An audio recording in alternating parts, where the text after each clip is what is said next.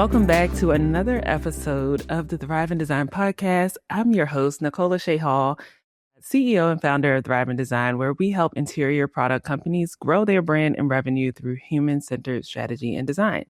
Today, I am thrilled to welcome Amanda Schneider, founder and president of ThinkLab, the only research organization dedicated exclusively to the built environment and the interior design industry. Amanda is a leading voice in design research, helping brands understand where the industry is headed and how to build products and cultures that truly resonate with designers. With features in Forbes, MIT Sloan Management Review, Interior Design, Metropolis, and more, Amanda's work bridges research, business strategy, and the future of work. She's a TED.com speaker, host of the Top 1% podcast, Design Nerds Anonymous, and the author of the new book, Work for What's Next, where she explores how work, culture, and space are evolving together. In today's episode, we'll dive into what it takes to build a purpose-driven product brand that designers genuinely love, how research can inform smarter brand decisions, and why aligning purpose, culture, and product is no longer optional in today's market. This conversation is packed with insight for product leaders and design brands alike. So let's get started. Welcome to the show, Amanda. Thanks so much for having me. Yes, I'm so excited to have you here today to talk about all the things from your evolution of ThinkLab and really why you founded it to some real research that people can take away from today and apply it to their brands. So let's get started on just like the story of ThinkLab. You have built this trusted platform to designers, manufacturers, and brands alike. So walk us through how ThinkLab evolved from its early days into what it is today. Awesome. So I like to say my brief bio is I'm a designer by degree, a journalist by accident, and a researcher by choice. So let me unpack that a little bit. So I am a product designer by background. That's really where the foundations of what has become ThinkLab came from. So graduated from University of Illinois, Champaign-Urbana, grew up on the contract furniture side of this. Actually, first decade of my career was with All Steel, a furniture brand that probably a lot of your listeners know and love. And then I went back to school, got my MBA in marketing, and that's really where kind of this blend of business and research started. And I stumbled into the world of journalism, first with the Huffington Post, and later, as I sold my business with the acquisition of Sandow, which is one of the largest media brands, actually I would say the largest media brand in the interior design industry. And that is where I really started to kind of expand and scale this mindset. So the bulk of it is starting in the contract furniture world, I saw a huge gap in how product brands look at product launches getting discovered and what interior design needed. So between industrial design and interior design, there was kind of this gap. So I started a company that was really focused on helping bridge that gap and understand what product companies could do to better serve designers. So the average designer has 40 times the recommendation power as the average American consumer. And when you get into the interior design giants of design, which is like the Fortune 500, but for interiors firms, if you're not familiar with it, a study that's been done for over 40 years, long before my tenure, by Interior Design Magazine, those interior design giants of design have on average, top 200 firms, 140 times the recommendation power that the average American consumer has. And if you get into the top 25, the top 10, it's even more powerful. So to me, that says why this work matters and why the product side of the industry should really care what these designers think, because even if they're not calling directly on interior designers, maybe that's not part of your business, you're more distributor focused, maybe you're going directly to end users. These designers are really passionate about product and they're really focused on what trends they're seeing, what comes next. So they love to share their feedback. So I say, even if you're not focused on harnessing that power for your brand, it's a really great place to look to really understand what's next. Yeah, I love that you broke it down into the data behind that, because I feel like a lot of time in our industry, people see that designers have an impact. But when you break it down in those numbers, like 40 times more impact or 140 times more impact when it comes to the design giants, it really hits home. Like, okay, this is important. We It's need to focus impactful. here. Well, and especially Yeah. as we've scaled as part of Standout, we've seen it where we have consumer brands coming to us that have accidental success with professional designers trying to understand that. So we Yeah. saw it in our research before we could even quantify it. So quantifying it is just a really fun way to really put some meat behind why this whole industry matters. Yeah. And so let's talk about, okay, you started in industrial design, you went back to school for your MBA, you started this company, you sold it. And so how has your vision for ThinkLab kind of adapted along the way? Like, what are you guys up to now? What are your main things? Yeah, I would say it has definitely evolved a lot in ways I never could have imagined. And if you listen to my TED Talk, you'll hear kind of the founding story behind what became ThinkLab. It was really driven by my personal desire to explore new ways of working. In that talk, I talk about my own what's the point moment. I am a proud mom of 3 boys. And as I had my second son in 2011, it just became abundantly clear that the traditional working path was not fitting where I needed to be for my family. But at that time, as a working mom, I felt like your choice was work full time by rules created for a world when women didn't work, if we're honest, right? Like 9 to 5 assumes kind of a stay-at-home caregiver or someone else to take care of your children. So stay in this working world or be a stay-at-home mom. And I didn't really like either of those. I love working. I love my job. I have a huge passion for what I do. I love my kids, but I don't want to do one without the other.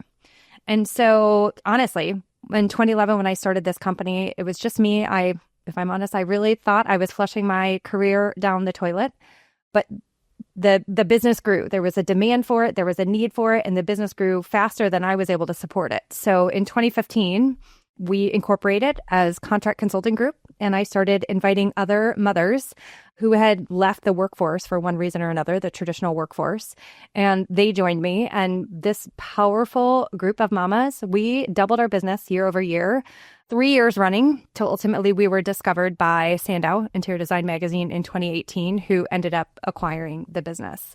So since then, we've been scaling. I would say my 2019 to 2026 phrase is all around scaling and really figuring out different ways to serve the market, really different ways to educate on why research, different ways to kind of bring what we do to the broader world. And I will say, culminating with this new book, which I'm so excited about, titled Work for What's Next, because in that scaling period between 2019 to 2026, a lot happened, right?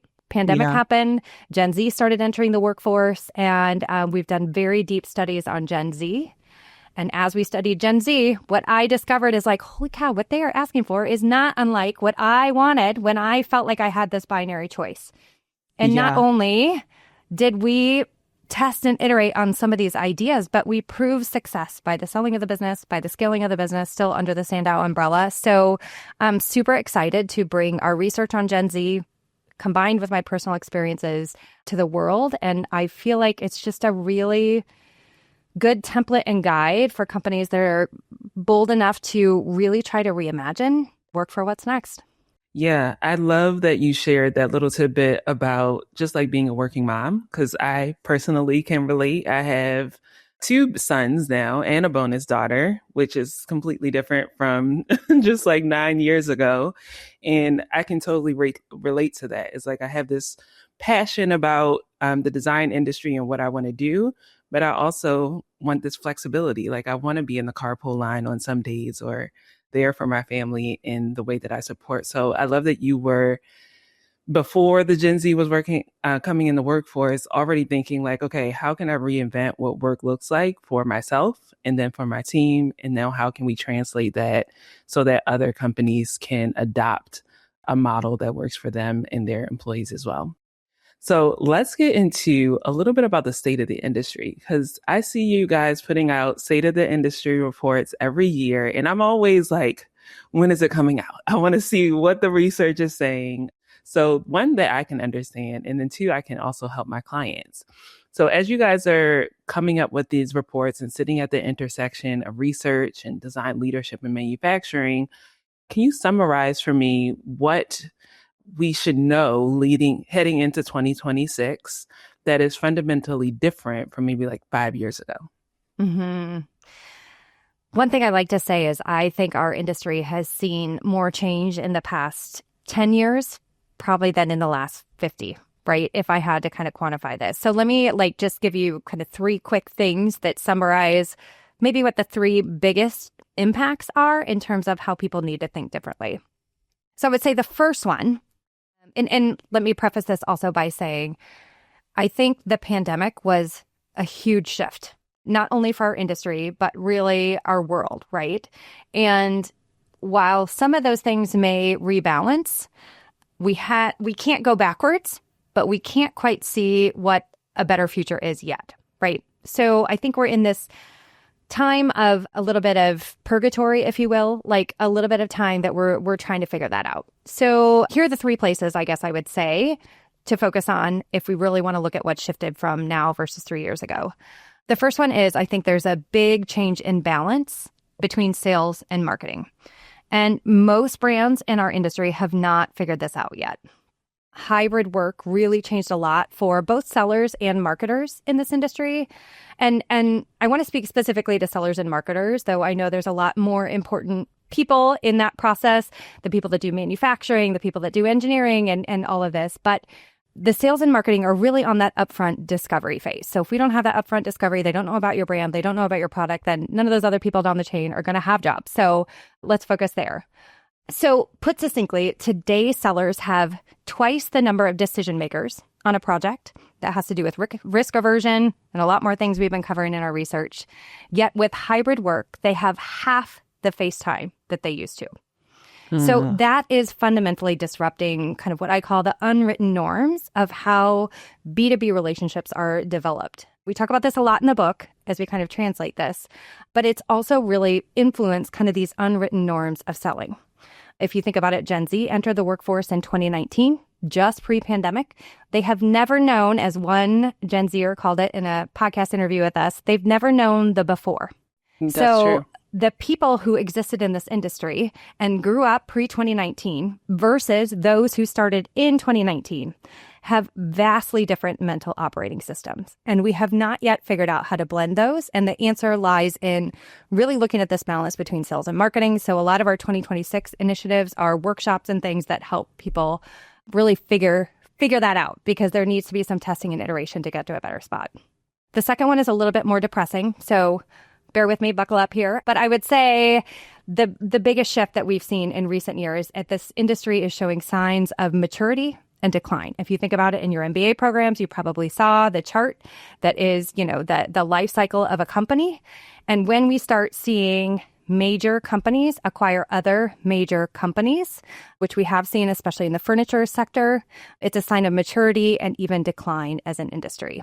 You add to that kind of the corporate function, which historically has been the largest sector of our industry in terms of fees earned by these 200 interior design giants of design, has kind of seen an upset and decline. We have brand new information in that actually has not been published yet at the time of recording that says from 2019 until the actual numbers that came in 2025, that corporate sector has seen a 20% decline, meaning the fees an interior design firm earned pre-pandemic 2019, which was the peak of the market before, has actually fallen 20% when compared to 2025 actuals. Now, there's still growth in other sectors. Corporate has just struggled a little bit, but that's where a lot of our core function has been around, and there's a lot of change happening. So that decline has really kind of, I think, shifted a lot that we're talking about as well. So number 2 is the showing signs of maturity and even decline, which there's a lot to unpack there. We probably won't get to today, but love to geek out over it. And the third one is a little more positive. So I'm going to leave you a little bit more positivity here, which is, I think, a really positive moment for our industry. That coming out of the pandemic, the average human has never been more aware of how they feel in physical space. For me, this has been proven by, viral articles that we've written in Forbes, MIT Sloan Management Review. My TEDx talk, getting pulled to go to TED, now has 500,000 views.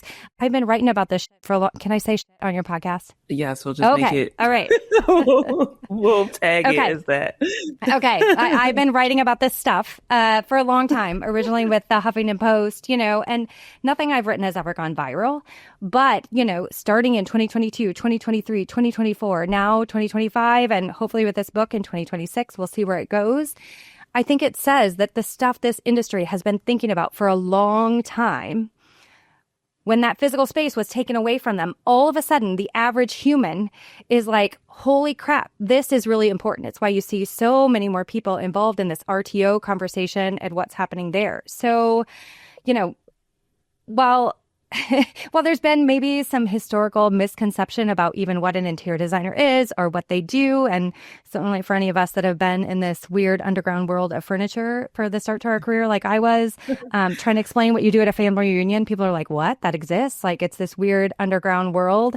And I think this is a really beautiful moment in time for our industry to be heard and step up.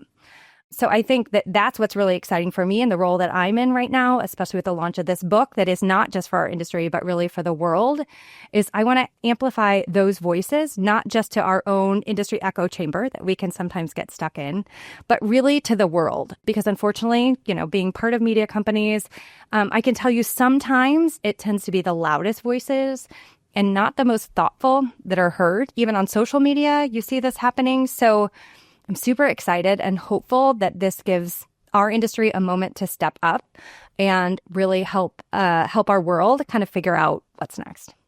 Yeah. Okay. So you said so many things there. And for the sake of time, I'm just going to dive into one. Yeah, let's do it. As a follow-up question.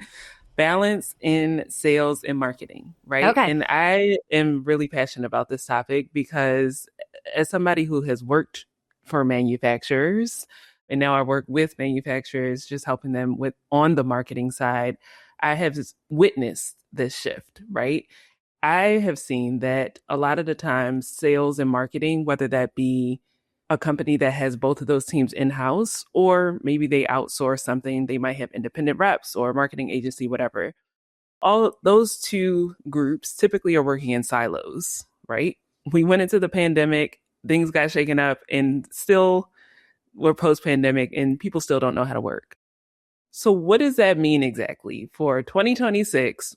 What should balance between sales and marketing look like? Like, what should be the next step, Amanda? We need some guidance. Well, as you know, if this was like explainable in 30 seconds or less, I would be very rich. You and I both would be on some yacht somewhere and not, talking on a podcast. But let me do my best to condense it down. I will say there's some really interesting B2B research out of Forrester. I love watching Forrester, McKinsey, Gartner, Accenture, like all of these, because our industry tends to be a little bit behind a lot of other B2B industries. We are like big complex sales, right? We're not a big industry, but the sales are big dollar amounts and they're very, very complex. Sure. So it takes a little longer for that change to happen. But what's so interesting about this Forrester research, and you can Google it, you can probably find it, is they talk about how sales and marketing need to align better than ever before. It used to be really clear, marketing does this, sales does that. Now, marketing sends emails. Guess what? Sales also sends emails. Like marketing does social media on behalf of the brand, but a lot of local sales teams now are doing social media. And when we look at the overwhelm, we're going to probably talk before we're off this podcast about burnout and how that's showing up in our research. But when all of our audiences are being hit with more messages, more information than ever before, what hurts your brand is having these overlapping, or worse yet, conflicting messages. So this Forrester research talks about how 82% of B2B C-suite execs feel that their sales, marketing, and product development are aligned. But as you go down from that C-suite to the people, feet on the street that are actually doing this work, only 35% of the sales, marketing, and product teams, the people doing the work, feel that they're aligned. So, this is where we're developing a new accelerator workshop in 2026 to really help brands kind of dive into the so what of this and kind of figure out what do you need to do? What do they need to do? Because I think our industry has continued working in those silos. I think we are woefully behind on a lot of digital tools, but the bigger issue than creating great digital tools, still an issue, the bigger issue is figuring out how to pair our human capital with that digital capital in behavioral changes. Yeah. And do you find that those brands that are still working in silos, is leadership, do you see leadership saying like, oh, okay, we see a problem here that we are working in silos? Do they want to change? Do you feel like there's a need and a desire for change right now? Or are people still like, we're just going to do what we've been doing? I feel like there is definitely an appetite for change. Okay. And we have some ways that we kind of, one of our jokes is be the neck that turns the head. If I go in there and wag my finger, they're never going to what do you know? You're not running a company. You're not doing this. You're not doing that. But what we do is we use research in a way. It's a line from My Big Fat Greek Wedding, which is the man, he is the head of the household, but the woman, she is the neck, and the neck can turn the head. So we try to use research to be the neck that turns the head. And so what we do is we poll their leaders, we poll their sales, marketing, product people. Sometimes we do live polling in these workshops to really kind of show them, like, that's what your team said. You're not really aligned here. Be the neck that turns the head to help them see that. In my experience, most brands realize there's a disconnect. Most people want to change. Most are struggling to find the time, focus, and best next steps to actually make it happen. Yeah. And so with that limitation of time and not knowing the best next steps, what should a brand do then? Goodness, this is a hard one to say because everyone wants the Ozempic, right? Nobody wants the diet and exercise plan. That sounds hard and I'm going to have to sweat and I'm not going to be able to eat that cheeseburger, right? But I don't think there's a shortcut to this. To me, there's no magical 3-step checklist that I can say, do A, B, and C, and you will see results. There are certainly best practices that we see regularly in our research. We're happy to help walk people through, but it is going to be a really hard diet and exercise plan, and the companies that put in the work now are going to be the ones that come out ahead. Yeah. And I think I would say, as we look at that maturity curve, as we look at that growth, stability, and decline, as the bigs start buying bigs, now is the time that these companies need to start to figure this out and need to innovate, because that is the phase in any company and any industry growth cycle when they are most vulnerable to disruption. Yeah. So our choices, every single brand's choice is this, not just our choice as an industry. Every single product brand's choice is this. You either start to disrupt your own self and the way things have always been done, or you will be disrupted. It may not be tomorrow, but it's coming if we're not laying the foundation now. Yeah. And I think in either one of those scenarios, whether you're deciding to create the disruption and be innovative yourself, or the disruption just happens and you're reacting to create innovation, either one is like a long game, right? Because you said just now, there's not this like magical 3-step checklist where you're going to do these things and you're going to experience change overnight. No matter what, it's going to be a long game. People need to plan for what does the future look like and not just the future 12 months from now. Because even how you shared that the industry didn't really change for 50 years until we experienced the pandemic, it sounds like we need to be thinking 50 years down the road from what I'm understanding. And so I hope, yeah, go ahead. I was just going to say, I hope you come. I'll invite you. I'll invite all your listeners to come. We're giving a keynote specific to manufacturers and dealers and reps. So kind of the product side of the industry at NeoCon 2026. Awesome. We've done this the last couple of years. And that's where we'll have an hour together to really kind of share some of this information. It happens the Friday before NeoCon. We serve lunch. So keep an eye out on the NeoCon website as to how to join that. And Nicole, I hope you join us too. Yes, I hope so. I have to put it on my calendar. I love NeoCon. I've been having a blast every time that I've gone the last few years. So I'm definitely adding that to my calendar for sure. Okay, so before we get into your book, I actually want to talk a little bit about generational gaps in the workplace and what that means for our industry. And Amanda, the funny thing is, like when I was in interior design school, on my senior year, we had to do this project where we had to choose a world issue and then solve it with design. And my world issue was actually generational gaps in the workplace. Amazing. We'll have to revisit And that and check out your portfolio. Now I want to see I it. know I have to find the portfolio project description, but I remember it. So that was back in 2011, going into 2012.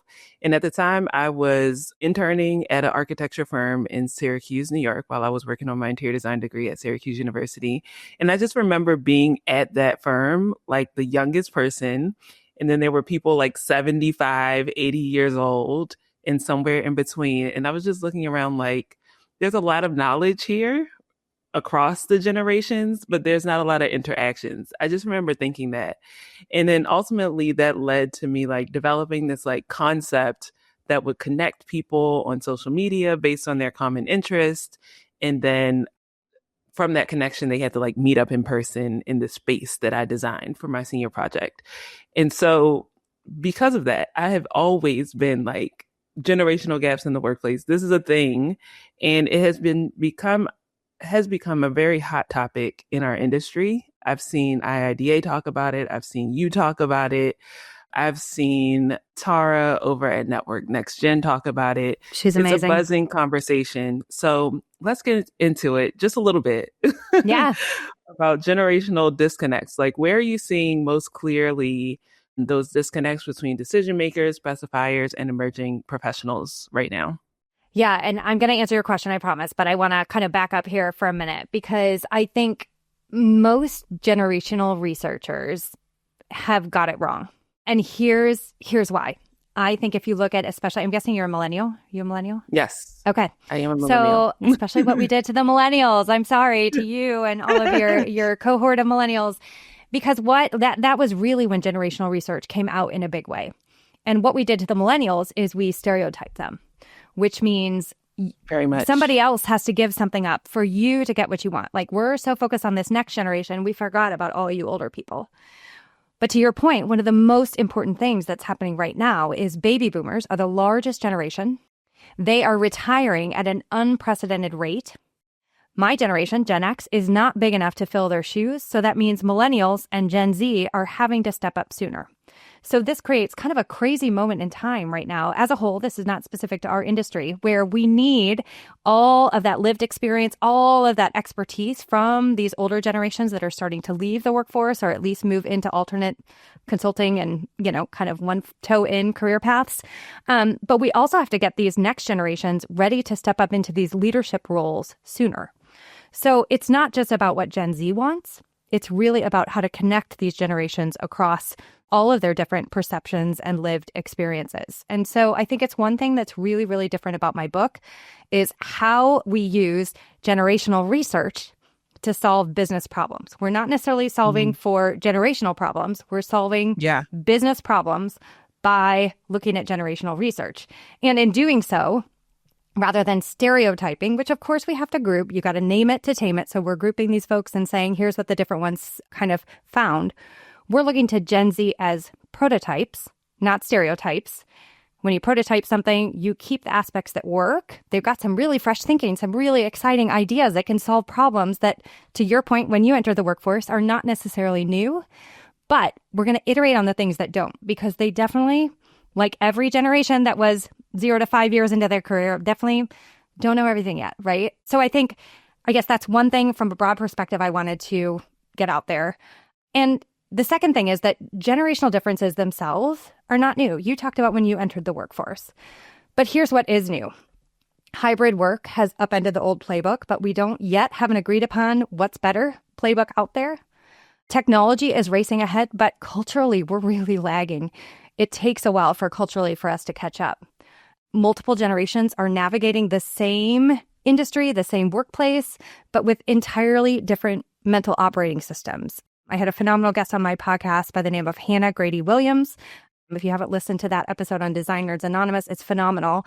But she talks about how people under 35 naturally operate digital first, Well, those of us, under 30 are digital first, but over 35 naturally operate analog first. So when I say multiple generations are navigating the same industry, the same workplace with different mental operating systems, think about what I talked about earlier, those that entered the industry in 2019 versus those that have been here as long as you and I have, right? Very, very different mental norms. Geography is no longer a boundary. Think about even how our distribution is set up. They're set up like grocery store chains, right? You've got the Northeast, you've got the Southwest, right? But those people in the Southwest are working on projects in the Northeast and vice versa today. We're still set up for geography being a boundary. And the fifth one is that work is no longer confined to a time or place. So as we're working, we can work from anywhere, anytime. We can also work from everywhere all the time. So I think I just want to emphasize that that's why this moment is different. And that is how our generational research is different and kind of why I think this book is going to be different and hopefully a real gift to the world to help us all figure out how to navigate this. Yeah.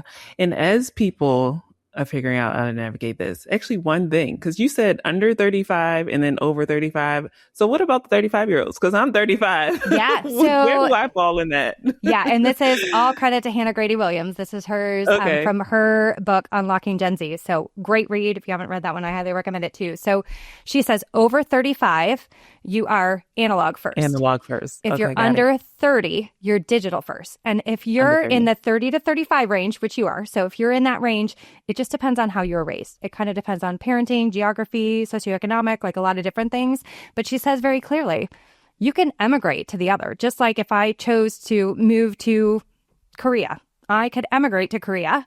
I could learn the language. I could learn the cultures. I can emigrate. I'll still naturally be an American native because I was born here, but you can emigrate. So in the same way, you can emigrate from an analog first to a digital first, but it requires you to learn new norms, new nuances. And I think those norms and nuances are exactly explaining the struggles that our industry is having today.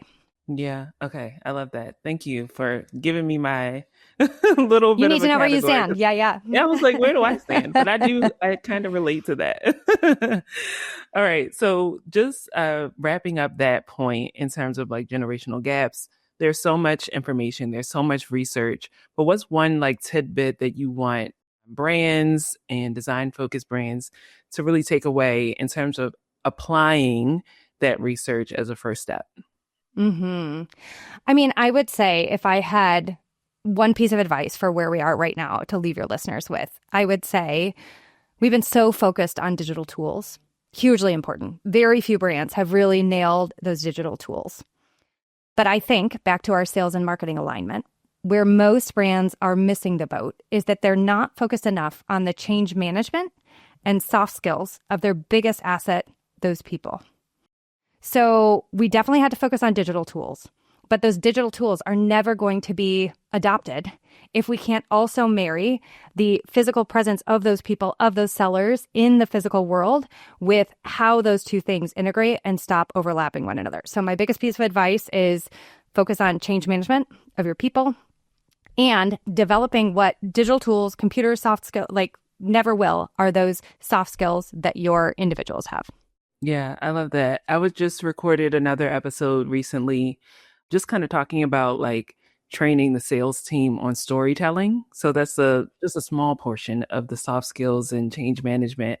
Because I just remember when I was in sales working for different manufacturers, a lot of times, of course, when sales and marketing was working in silos, marketing was coming up with these stories of the product lines, all of these sales enablement tools, and kind of like handing it off and saying, go meet your sales goal. But there was not a built-in like change management or training or of these soft skills or even around like storytelling for the sales team so that we could be successful. So I think that kind of ties into what you're saying. I wholly agree. And I think, this is where there's a chapter in the book on communication that talks about communicating in a digital first era. Because we can't communicate the way you and I learned to when we first entered this industry, right? But nobody's reframing that for us. The average scroll, someone makes a decision in 1.7 seconds. And guess what? As we get shorter attention spans digitally, when we're online more and more and more, that also translates to how long you have to keep, hold, and garner more of their attention when you're in person. But most sellers are still telling that whole damn story, like from the beginning. I was born on a rainy day in June, right? Like we have to, and this is one of the topics that we're going to get into at that NeoCon keynote, is really helping to reframe our communication for the digital era. So storytelling, hugely important, but even how we tell those stories has got to shift and change as we kind of get into this new era, because our old playbook is not working like it used to. So we got to develop a new one. I love that. And I didn't even think about how short that decision-making process can be. 1.7 seconds. That's the scroll. Okay. But if you look at rep presentations, 15 minutes is the new hour. When I was a rep, I think I left my rep role back in, 2011 when I started this. So I was a rep from 2007 to 2011. And I had an hour-long lunch and learn once a month that was pre-scheduled. I could come in and talk about whatever I wanted to, as long as I brought good food. The whole interiors department would show up. They would stay for the whole hour. I could talk about a chair for an hour. Sellers today are not getting that. They're not getting that. Not at all. So how do you get them to show up? How do you get them to stay? What's happening more frequently now are these 15-minute walkthroughs where they're in there with 6 other reps. How do you capture their attention? How do you get them interested? How do you make them want to come back to you as a human and connect with you? Because we're seeing a huge disconnect in numbers about Gen Z and their go-to reps. I could turn your head. We got some scary ones that aren't yet released about how these Gen Zers are really struggling to understand the role of the rep because they were born into this industry when everything was fully digital. So it's really a mind shift for them, but also one that the rest of us can learn from too. Oh my gosh. I wish we had like 5 hours to continue this conversation. Amanda, so many good things and so much data that I, quite frankly, am obsessed with. And so I can't wait to just continue learning more and hopefully join your NeoCon talk that Friday before it starts. But before we wrap up, I know we've kind of chimed in and talked about your book a little bit throughout this conversation. Is there anything else you want to leave us with of what to look forward to in your book and what you want readers to walk away with? Yeah, I think, first of all, let me formally invite you and all your listeners, check out the book. It's titled Work for What's Next. The pre-order links are live on Amazon, Barnes & Noble, pretty much any book retailer. We published the book with Wiley, the largest publisher. So find it wherever you love to get your books. And I hope that you will join me in reading that. And I will say what I hope you find from reading this book. Adam Grant calls them vu-ja-de moments. It's the opposite of a deja vu. It's seeing something that you've seen a million times, but with fresh eyes. And every time I keynote on this topic, I'm going to be leaving the audience with the question, what is one thing you learned from this presentation that you cannot unsee? And I hope in reading that book, I hope there are many, but I hope every presentation I give, every book that is read, leads to one aha that my audience cannot unsee. That's amazing. I cannot wait to read it. I'm going to go straight to Amazon to pre-order my copy. And for those who are listening, that link for both Amazon and Barnes & Noble will be in the show notes. So as we wrap up, Amanda, as we look ahead, what gives you the most optimism about where design, manufacturing, and collaboration are headed? I'm going to come back to something I've already mentioned, but I think it's a real positive for our industry, is that post-pandemic, in this world that we're living in right now, the average human being has never been more aware of how they feel in physical space. So I think this is just a really beautiful moment for our industry to step up and help the world navigate through work for what's next, because work influences everything else that we do, where we live, where we travel, how often we travel, where we learn, the experience our kids have growing up. So I think it's a really beautiful moment to make sure that we get some of the thoughtful voices from this industry that have been thinking about all of these topics long before the pandemic hit to the world stage to make sure that we're heard. And I love that for our industry. Yes. Well, Amanda, you shared so many gems today. We went from talking about buying power 40 times, 140 times, depending on who we were talking about. You gave us a breakdown of really 3 main things that people need to be aware of in terms of balance in sales and marketing, the showing signs of maturity and decline, and humans being way more aware of their physical space. And I love to hear that, because everybody is in an interior physical space right now. And you also gave us so many points of research that brands can really start to think about and move forward as they are shifting their perspective, doing change management, training their soft skills, and hopefully incorporating some more digital tools as well. We probably can continue to talk, but for now, thank you for being on my show. I truly appreciate you being here with me today. Wonderful. Thanks so much for having me. Absolutely.